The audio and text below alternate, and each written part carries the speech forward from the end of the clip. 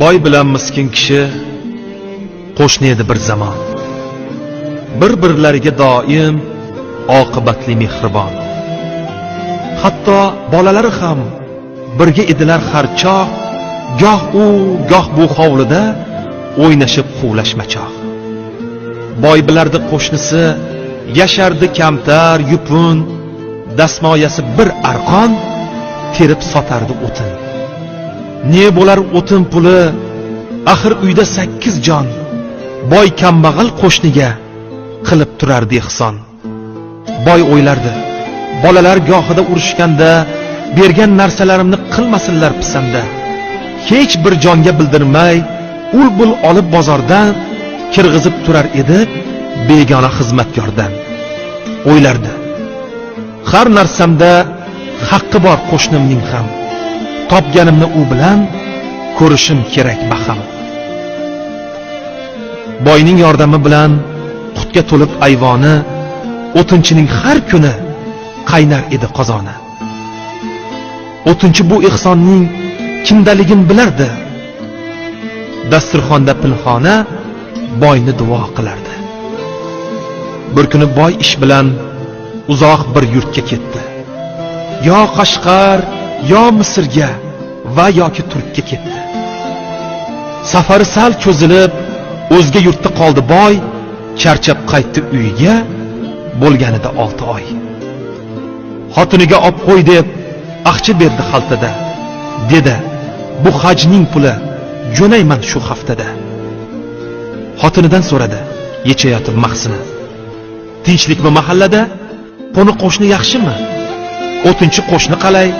Bolalari omonmi?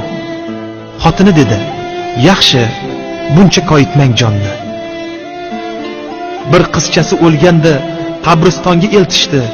Shundan keyin negadir birdan boyib ketishdi. O'g'lingiz kirgan ekan, bu yoqqa kel demabdi, yeyayotgan go'shtidan biron tishlam bermabdi. Bolam yegisi kelib, yig'lab kirdi uyimga, o'shandan beri o'ylab, yetolmayman o'yimga. Mo'min odamning axir bo'lmasmi qo'li ochiq? Qo'shningiz boy bo'lib ketgach, bo'lib qoldi qizg'anchiq. Boy shod bo'ldi har qalay, o'tinchi och qolmabdi. Ammo go'shni boladan qizg'angana bo'lmabdi. Boy safardan qaytganin yon qo'shni bildi-yu, ziyorat qilish uchun boynikiga chiqdi u. Salomlashib o'tirib, suhbatlashgandan keyin boy debdi qo'shnisiga, bir gapim bor, aytayin.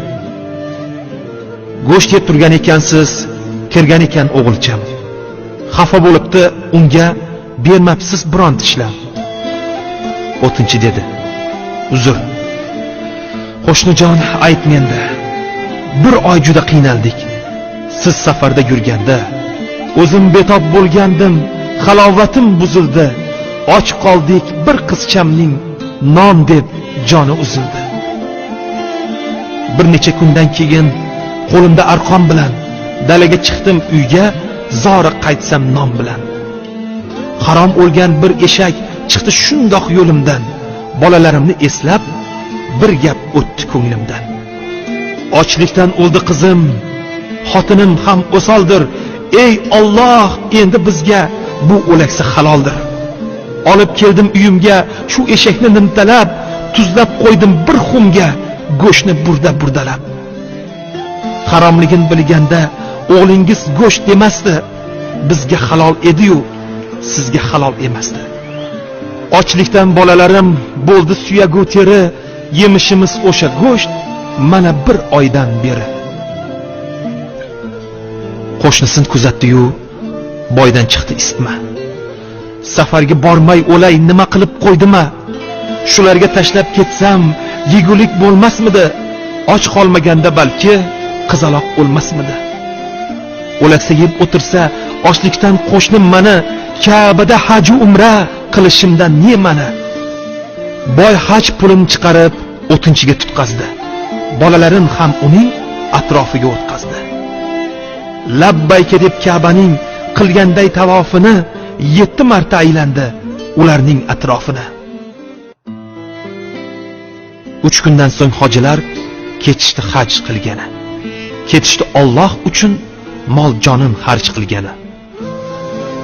3 oy deganda bir qaytib keldi hojilar, do'konda boyni ko'rib hayron bo'lishdi ular. Hojim, Ka'batullohdan qachon qaytib keldingiz?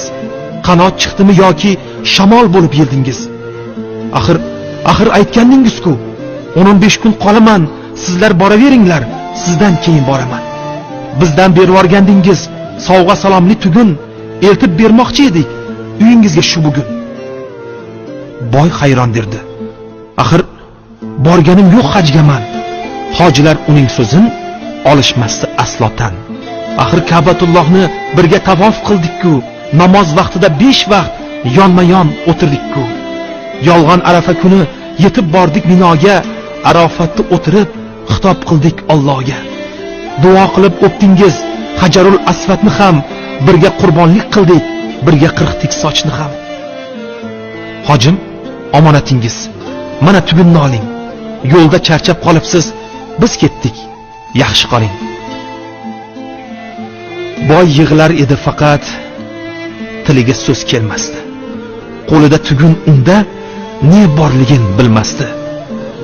Boy tugunni bag'riga bosdi, chopdi uyga, ko'rib turgan odamlar bari ergashdi unga.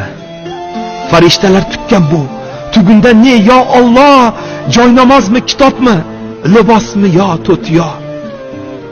Chap ko'ksida yuragi pitirlardi misli qush. Uyga kelib otsa nafis mato Ka'ba po'sh. Alloh akbar deya yig'lab qildi munojat. Bir gunohkor bandanga Rabbim bu ne inoyat. Axir nodonligimdan so'ldirdim gul g'unchasin, bo'ynimdagi uvoli yon qo'shnimning qizchasin. Boy yig'lardi. Kechir deb ne qilarin bilmasdi. Hoji bo'ldimi bunga ishongisi kelmasdi. Alloh bir farishtani o'xshatib qo'yib boyga, tushirgan bo'lsa ne tong hojilar turgan joyga. Boy tusida farishta bajarib haj amalin bergan bo'lsa ne ajab sovg'ali tugunchagin. Mushkambar isiga to'ldi boyning hovlisi. Yig'ildi uzoq yaqin va o'tinchi qo'shnisi. Boy dedi: "Ey yaxshilar, ko'p edi kami ko'stim, meni hajga yuborib hoji qilgan yon qo'shnim." Boy qo'shnisini quchoqlab odamlarga bildirdi. Qo'shni tomon devorga Ka'ba po'shni ildirdi. Ko'zga surib odamlar o'ptilar Ka'ba po'shni, haq nazdida shunchalar aziz ekanmi qo'shni. O'sha kuni tiniqib hoji boy qoldi uxlab. Tushida Ka'ba o'zi kelganmish uni yo'qlab. Boyni o'tkazib qo'yib barmog'iga deb sana atrofida 70 bor aylanayotganmish Ka'ba. Xullas, Ibrohim qurgan Ka'bani kim bilmaydi. Bu tosh uyda haq o'zi istiqomat qilmaydi. Ana bayt, ana Ka'ba, qodir bo'lsang chop, yugur. Alloh o'zi qurgan uy mu'minlarning qalbidir. Ularga bir nazar sol, biri turar nurlanib, ilmu ma'rifat ila to'lib toshib qurlanib. Biri ilmsizlikdan qop qorong'i ship-shiydon, birida fahsh zinoga da'vat qiladi shayton. Sizni shu Ka'balarga chorlayman ey hojilar, hammamiz yig'ilishib qilamiz katta hashar.